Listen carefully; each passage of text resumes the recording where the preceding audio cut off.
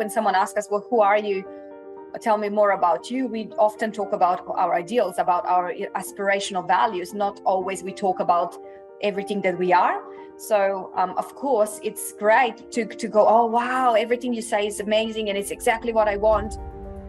But I think the reality is that, things are not always as, roses and unicorns and rainbows. So the real work starts, and the real soulmate is going to be the person who will smack you awake, who's going to smack all your walls down that are not working for you and help you remove the masks that, whoever you're being that's not authentic in the world, and help you become more true you.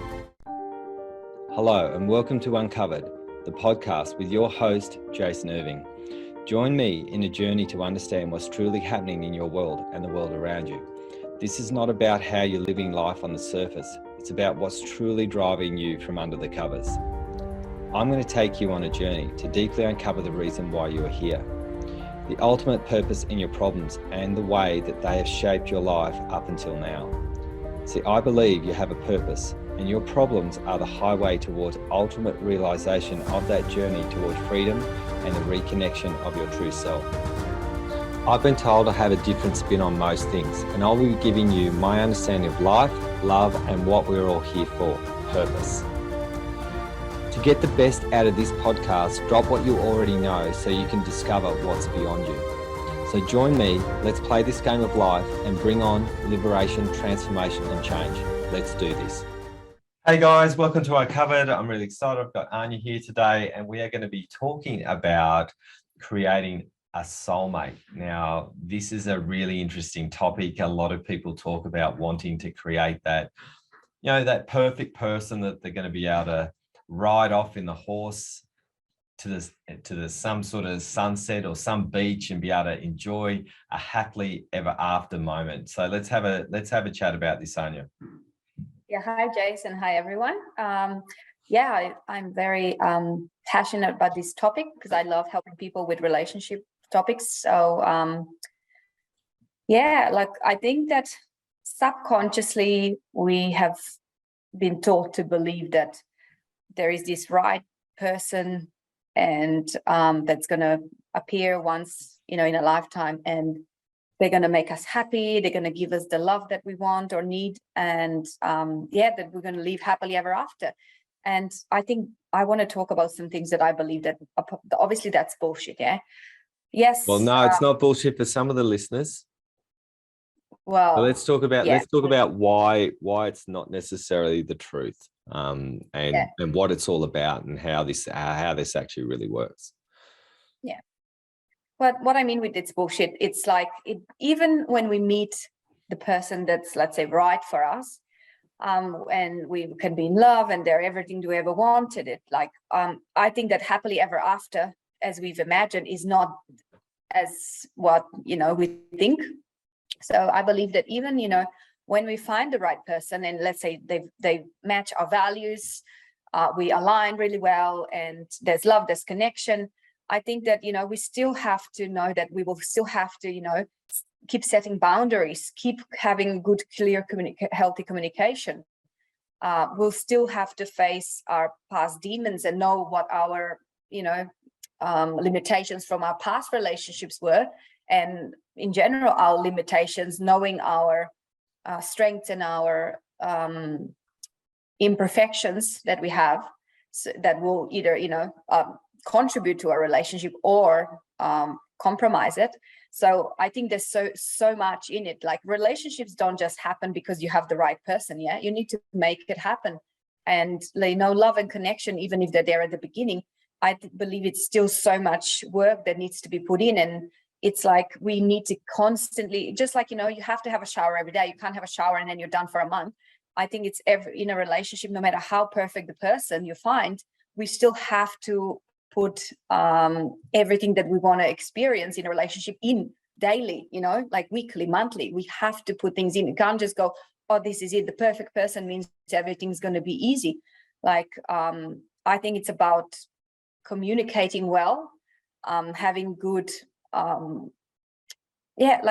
having good conversations, even if they're uncomfortable or conflict, but at least having the right attitude to sort things out, that you can progress together, because a lot of people I see revolve together, and we're supposed to be evolving together. So do we make progress or not? Yeah. So even someone who's right for 10 years might not be right after 10 years if we change who we are and we're not communicating, or if boundaries stop or something. So yeah, I think this is really important, listeners, is that when you're looking at your dynamic, let's say let's say you're in a relationship right now and you're looking at the person, are you happy?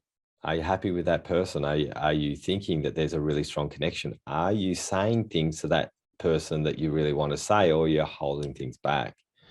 Right. So a lot of the time, people don't do a connection-based relationship. So we do this, we look for someone and things peter out, because we have to put some work and solid work into the relationship. Now, I know a lot of people who I've worked with who are staying in relationships because they're comfortable and that's all they know, and they don't want to be alone. And so sometimes someone comes along and says, hey, what about me?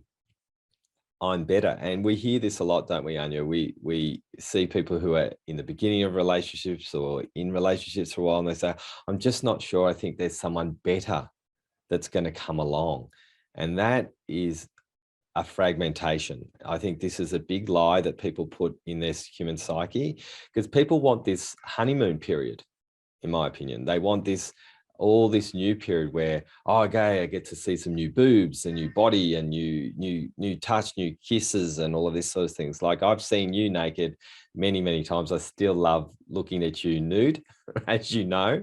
At the same time, I'm always looking at connection with you and spending time with you and getting to know who you are as you're changing. And we've experienced this, haven't we, hun, where we be with a couple where we're helping them and they don't know each other. They don't really know what makes them tick. They've just assumed that the other person knows them.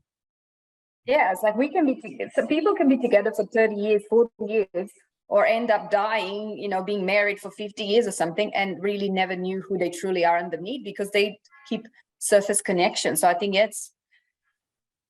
it's really important to understand, when you look and imagine your own, what would be your ideal soulmate? What would it give you? Ask yourself, when I'm dreaming about the soulmate, what would that person give me? Why do I want the soulmate? And usually it's a projection. Again, what we believe that person needs to or will deliver us when we meet them, it's massive projection of what's usually missing on the inside.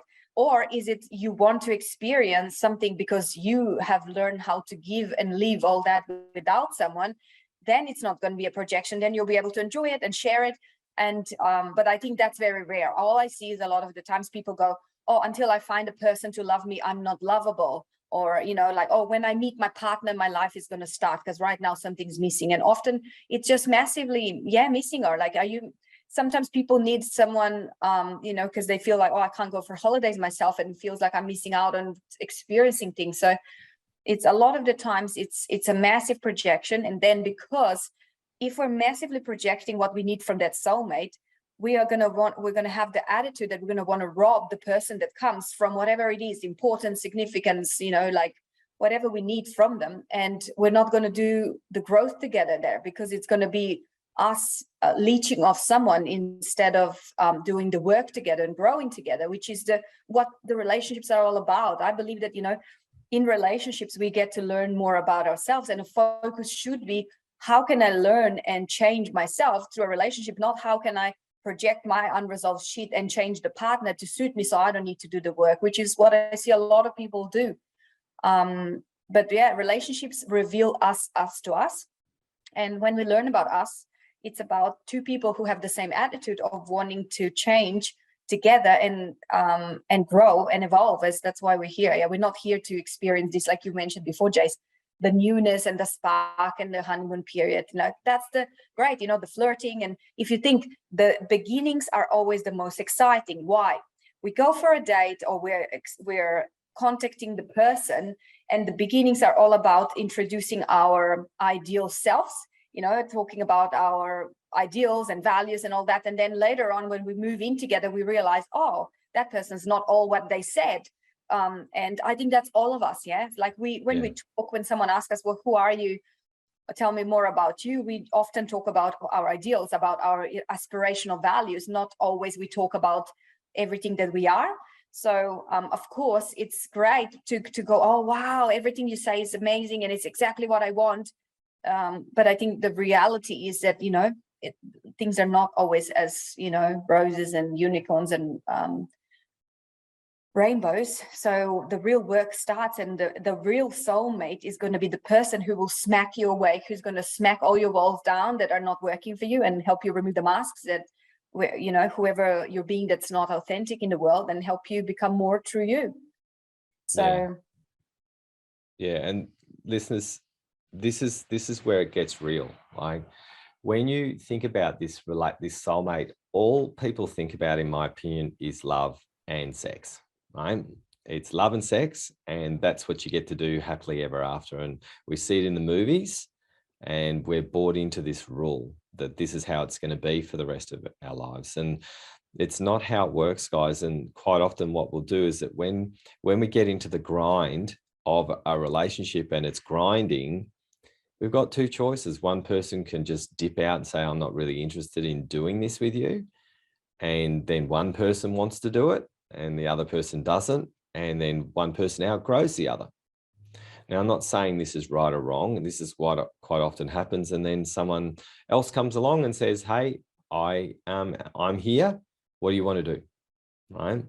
The thing is, even if you choose that other person, what you've done is create a relationship of dysfunction, thinking, oh, maybe this one will be functional.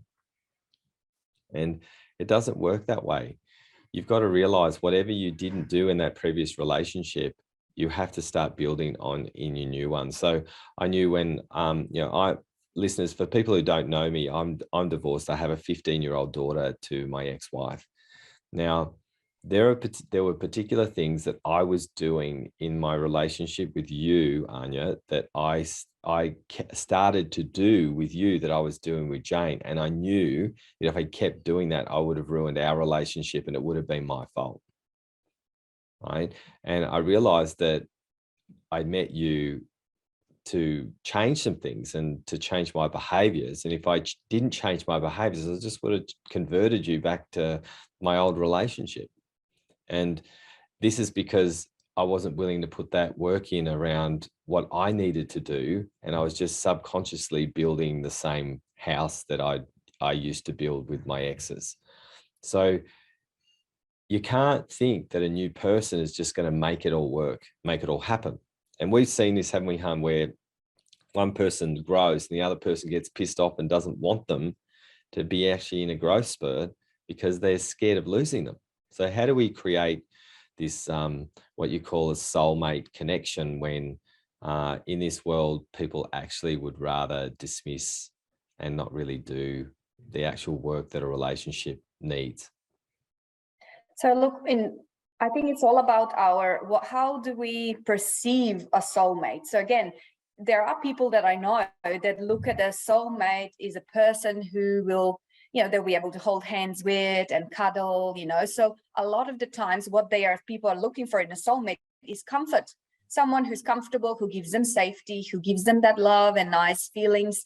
But again, in my opinion, that's bullshit. Yes, that's a part of it. Yes, it obviously it needs to be. That's a part of it, but that's not it though.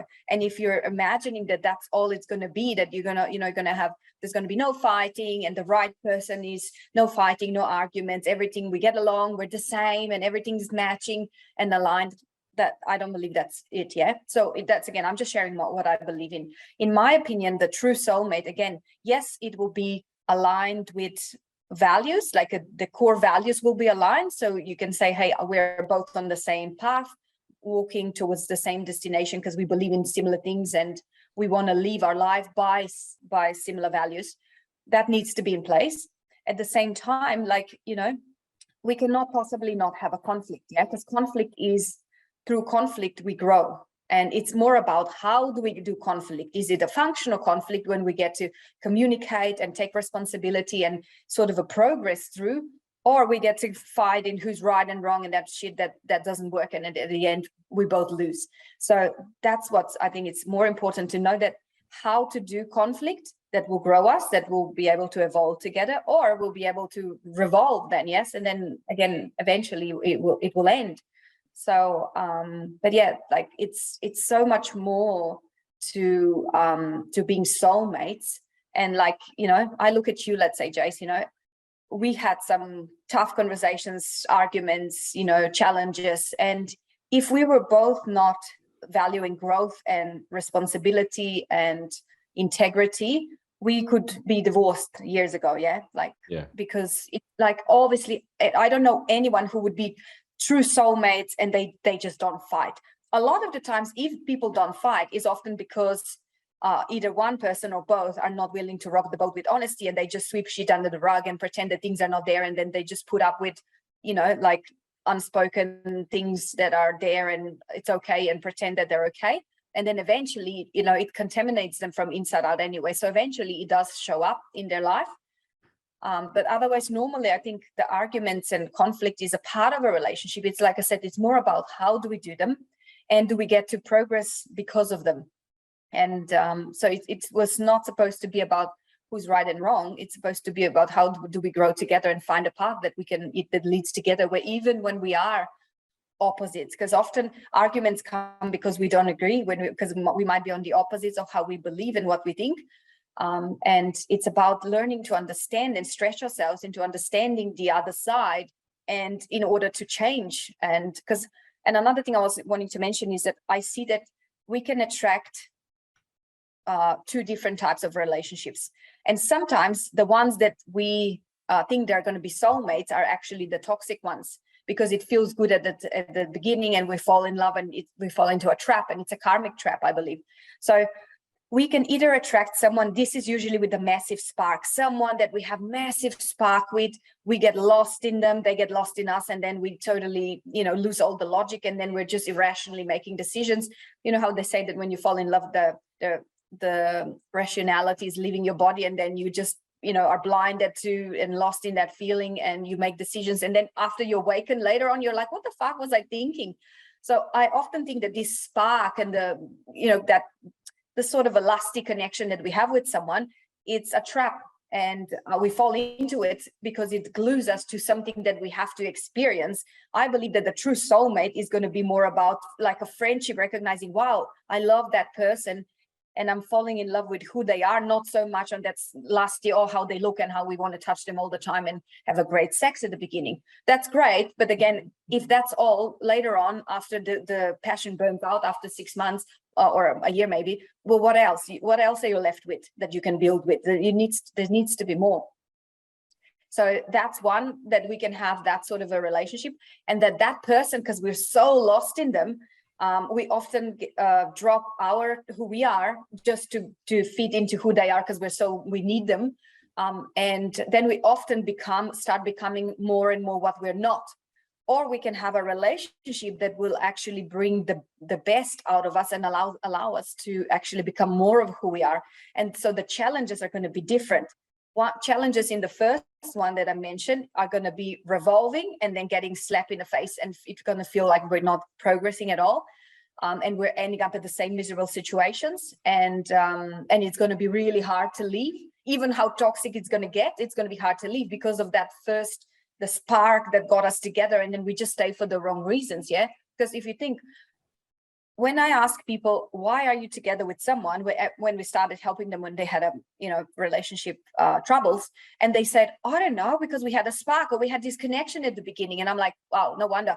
That is a trap. If that's all that you start a relationship on for, it's not going to work. You actually have to start it because you value who the person is, you value who they are and what they do and how they live their life. And like, it needs to be deeper, because if it's not deeper, it's going to, like I said, it's going to be a massive trap. Yeah, and I think this is really, really important. This spark, I think, is the learning spark. So quite often this is where we have more problems than we have solutions. So you and I didn't have this massive spark when we first met. we sort of started working on our relationship pretty much straight away. And we had a bit of an old-fashioned experience, didn't we, love? You know, because there was no, there was an ocean between us. So, you know, we were chatting on Gmail or Skype or whatever it was, whatever we did, you know, we chatted away and we got to know each other, and we got to know our values before we were in any way physical. This is not normal, and I'm not suggesting that this is what you do, guys. We just did something that we couldn't not do, right? We got to know each other for 5 months or so. And then we met each other, and, you know, I asked Anja to marry me after 2 weeks of us being together. And we've been married for how long now? A couple of years now. Yeah, 11 years, I think. 11 years or so now. Now, I just knew that this was right. Now, the biggest challenge, we've had lots of challenges, you know, Anja moving to a new country, and not having English as a first language, and she's better at English than I am, in my opinion, knows how to spell better and all that sort of stuff. You know, having been a stepmom straight off the bat, right? So lots and lots of stresses, and we had to go through lots and lots of hardships together to get to where we are now. And it's because we've had those hard conversations, isn't it, Anja? Because we've been willing to push through. And there have been times, listeners, where we did those revolving based dysfunctional arguments and fights, and that got us nowhere and just got us on a merry-go-round. So we know what it is to be in a merry-go-round argument. We know what it is to be in a merry-go-round disconnection.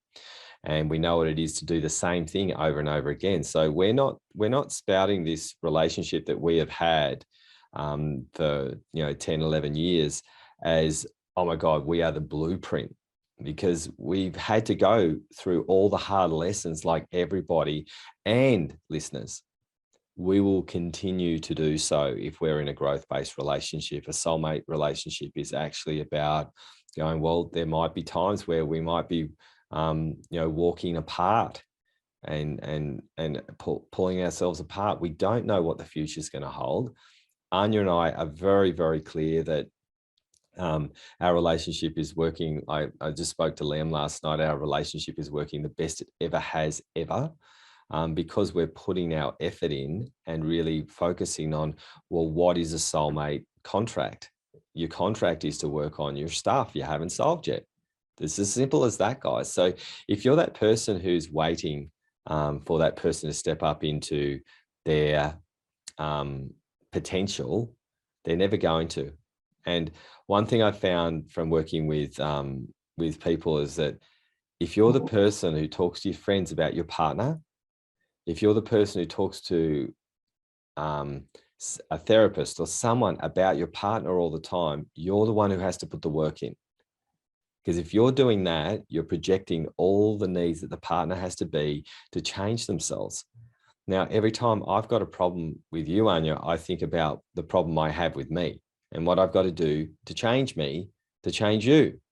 I can't expect you to change if I'm not doing something different in the relationship. So listeners, if you're in that place where you are this might piss you off. If you're in that place where you're constantly talking about what your partner needs to do to change, you are the one who has to make the defining change or leave, right? But put the effort in first to change yourself before you leave, because I'll tell you what will happen. You'll just create the same boat. It'll be the same ship, same person, different head, and you'll have to do the same thing in about 5 or 10 years' time again, after you subconsciously implanted the bullshit that you're expecting the other person to be. Would you agree, Anja? Yeah. So the way I see there's two types of people. So there's people who don't want to put the effort in and want to run away. So then when the growth starts, they divorce because it's too hard and they want to find the newness again in someone else and want to get the easy ride. Or there are people who actually leave because they figure out that the partner is not serving their purpose and their growth that they want to do, and the partner's not participating, or they figure out, oh, I've been with the wrong person. And the wrong person is for me just the person who doesn't live your values, and you're far away from what you would like to get out of life and how you want to live the life, that's when you, of course, if you have someone who you know that is not matching your values, is not matching your beliefs, and is not walking on the same path, and is taking you to a different direction, then maybe you figure out that, okay, that person is not right for me. You walk away instead of run away. But if you run away, you can run away because you need to put the work in or the effort in, and you don't want to. I see so many people, then they just go and find a new toy. That's something like instant gratification, have some pleasure. And again, then you just create the same shit later on, yeah? Because our work comes after us. We can't run away from it. So it's only when we walk away and we have awareness why we walked away, that's not for us, and we know what we want instead. So awareness allows us to evolve and go into a different story next time. Otherwise, like Jason said, we will just repeat our shit. Different story, different actor, the same sort of a topic, and the same pain will come up. Yeah. So we need to know, if you are leaving, are you leaving because you're walking away because you've learned the lesson and you've changed and now you want more and you know what you want? Or you are running away because, let's say, if you don't know how to set boundaries, someone's, abusive, and you haven't set your boundaries and you're just running away, you'll probably most likely find someone similar next time. Yeah, a narcissist who's going to treat you badly. So I always say, don't leave the teacher before you got the lesson. If you got the lesson, great, leave. But if you have not learned the lesson and you're trying to run away from the teacher, you'll attract another teacher with the same lesson.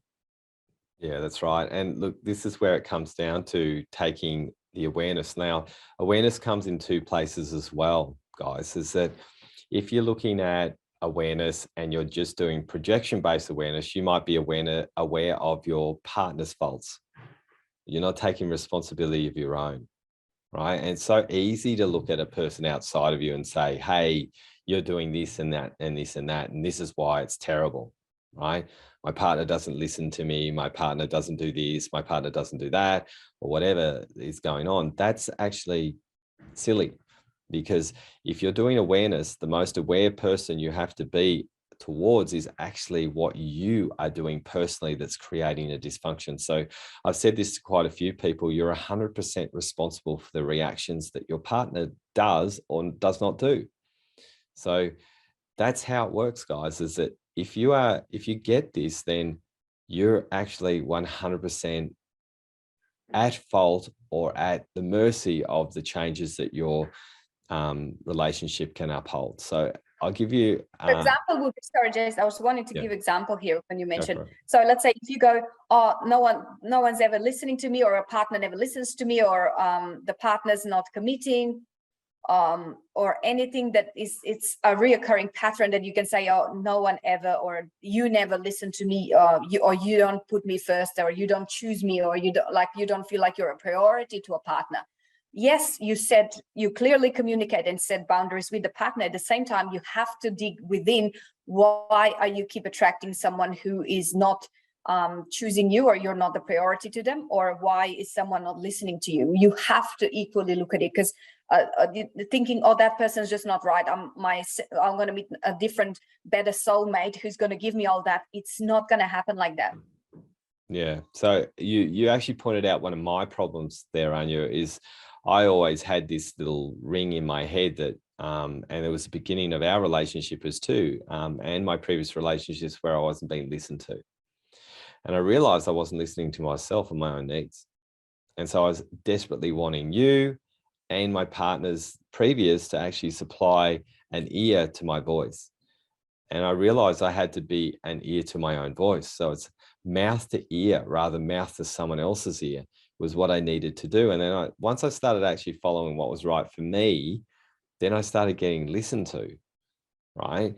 And that's a great example, love, where this occurs, where I was doing the wrong thing. Another example of this, you're not like this, and my previous partner just before you was not like this. Every single partner that I'd had before you and another person was always jealous.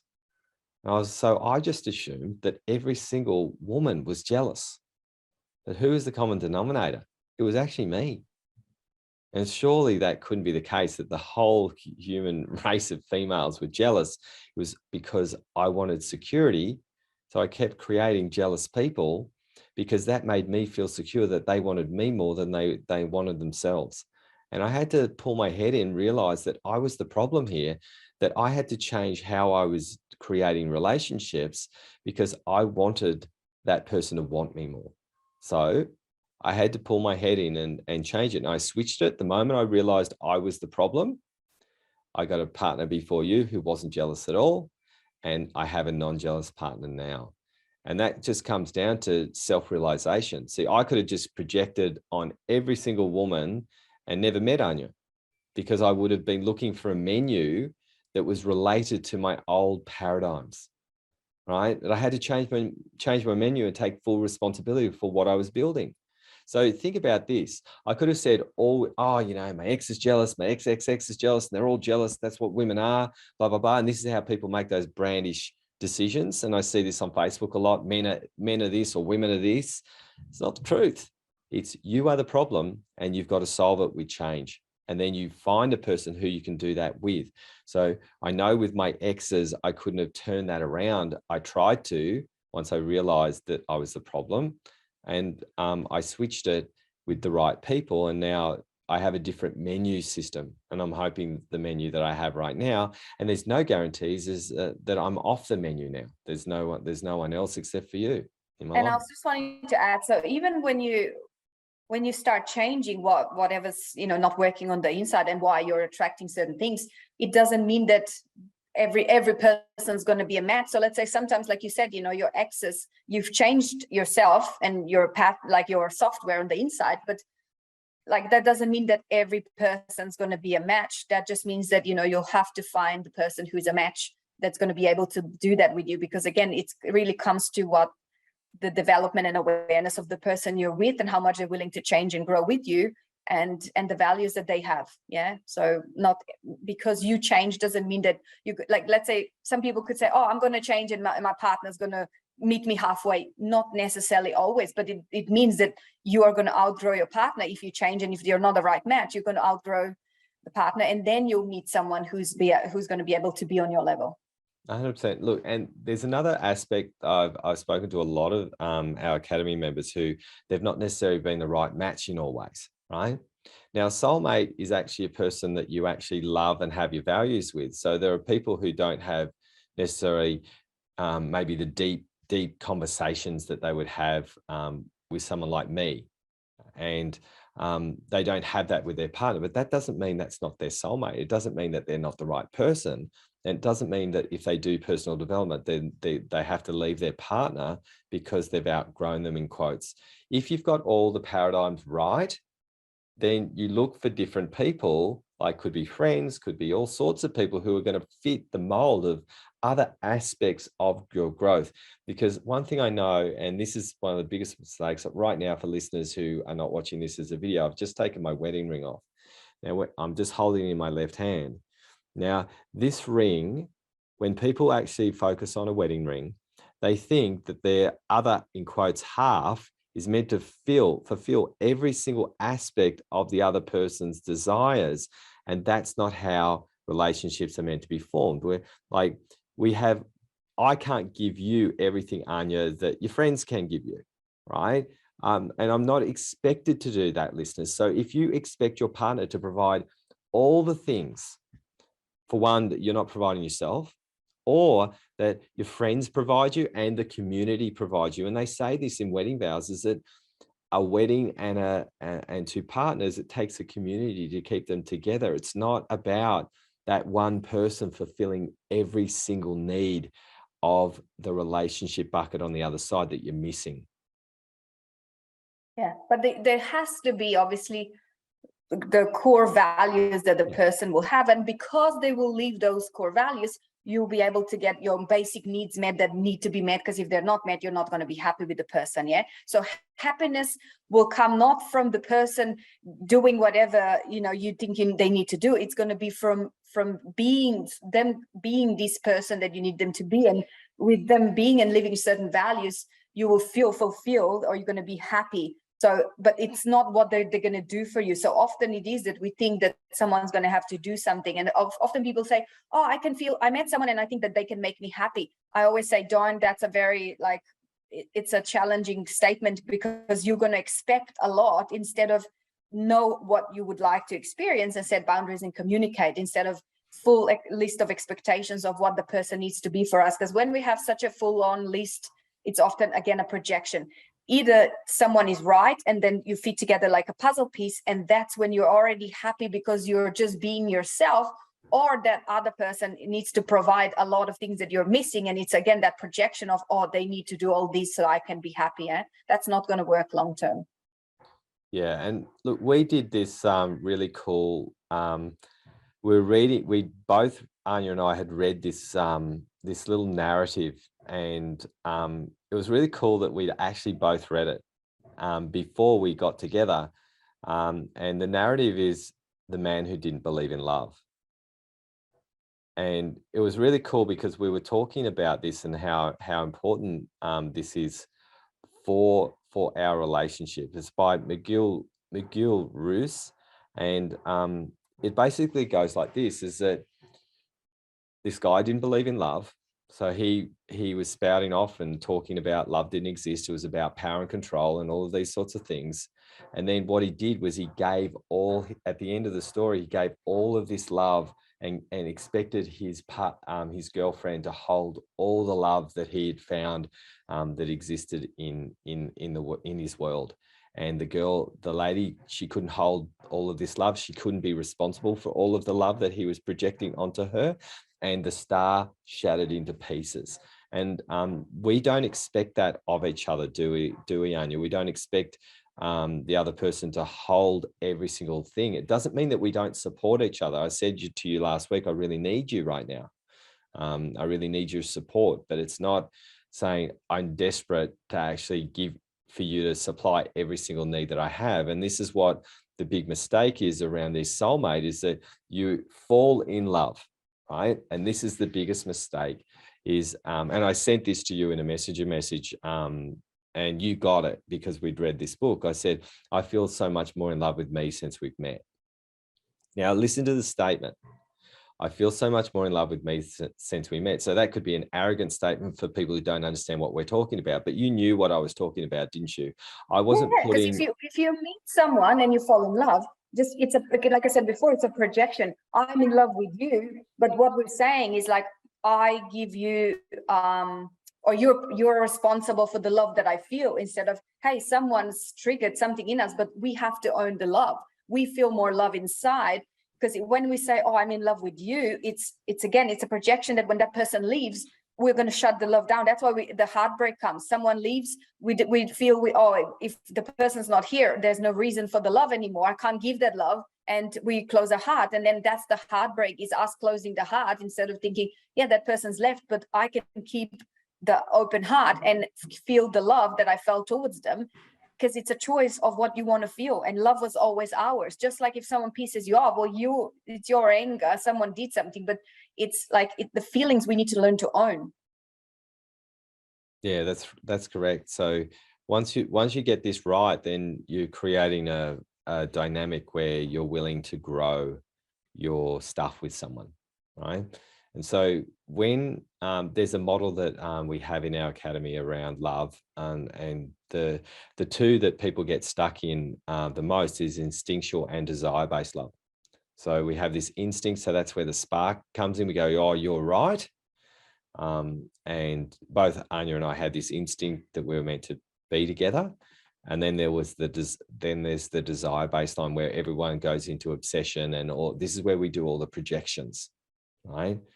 And then above that is this connection, right, that we have, and intimacy. Like, intimacy is not just the sex, it's an intimate connection that you have. You're wanting to know how the other person is and why they are, and then you're wanting to call them out about where they're stuck so they can change it, right? So we have to know how to break free from the bottom two, because the bottom two are like all the movies where we get stuck in this need, obsession, jealousy, rage, all of these things that we're expecting our partner to be, and we have to rise above that.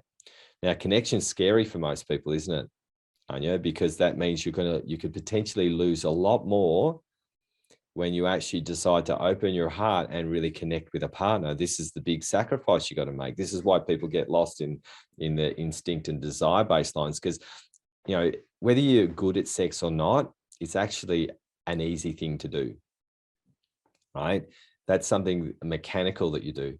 Connection's different, right? You can connect just through sex, but if you're not connecting through your daily routine and all of these sorts of things, you're missing out on a huge amount of learning that you've got to have from your partner, right? So when we get this right, you have to understand that you have to let go of this instinct desire baselines to actually get a really good loving relationship to work, where you're going to start calling out your partner because you love them so much you don't want them to be stuck. Yeah. So like we really want to know, well, even when you fall in love with someone, you want to know, what did you fall in love with? And when I look back, before you, Jace, most of the other guys, generalizing, were, I felt like an object. They were in love with my outside, with the surface stuff. I think you're the first man that I sort of feel like, not sort of feel, I feel that I'm, like you know me and you actually love me for who I am, and the looks is secondary. And so I think that for me, that's the important thing, is that I feel like we have a deeper connection. And yes, it's scarier, so it's got more to lose, because there's more pain when you're connecting on the feelings level than if you're just connecting on the surface and enjoying together.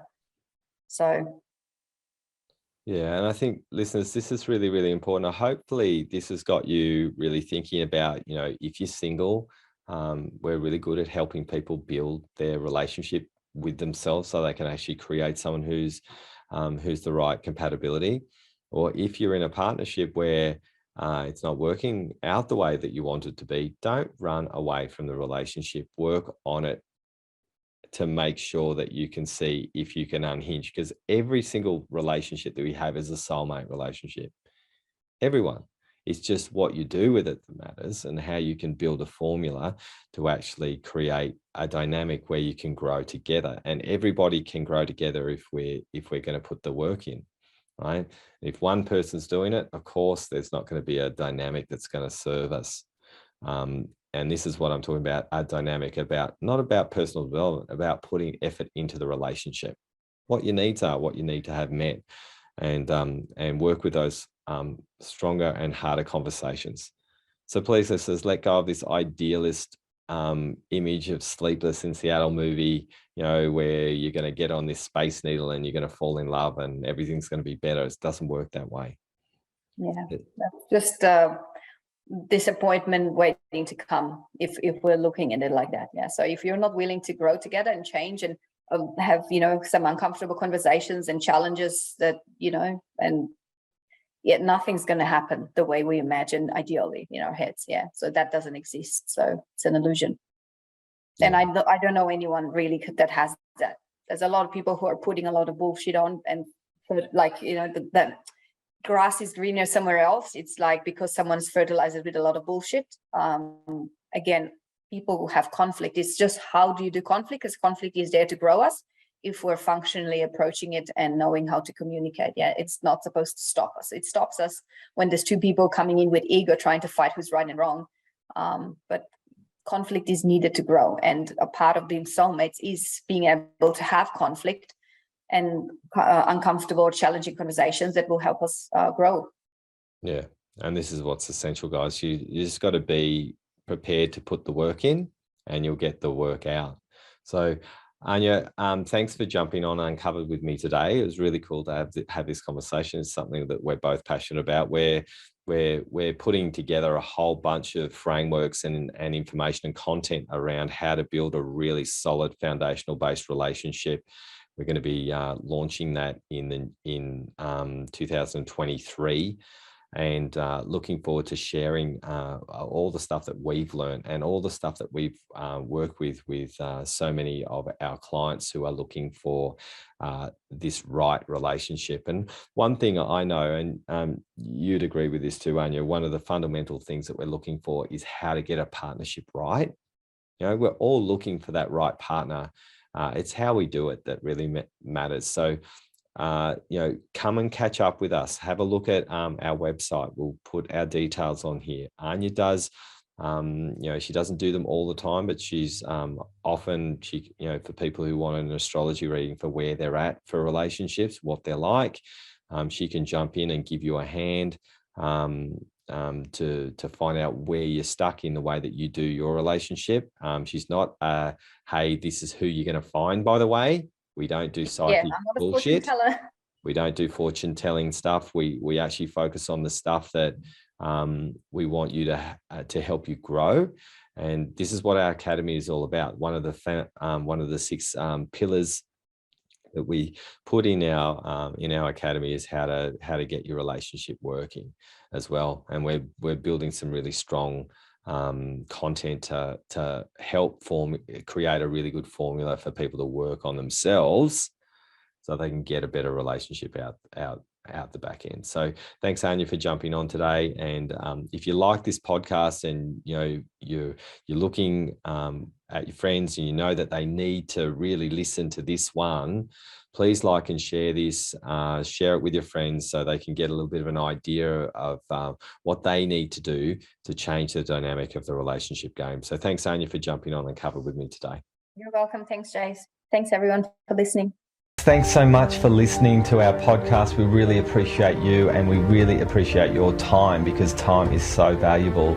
What we'd love you guys to do, if you like this podcast, if you could share it with your friends, and also our website address for the podcast is www.wellnessbreakthroughacademypodcast.com. Our website is www.wellnessbreakthroughacademy.com. We have a free Facebook group called Wellness Leadership Evolution, so search for that. I'd love it if you could add me as a friend on Facebook. I don't bite, so add me as a friend. And if you want some help and you would really like some support from us in the Academy, jump in. We have a process. You can do a break-in call to connect in with us. We do small courses. We have lots of things that we share. So we'd love the opportunity to give you a chance to change your life and turn it into a free one. You are one transformation away from change. Come and catch up.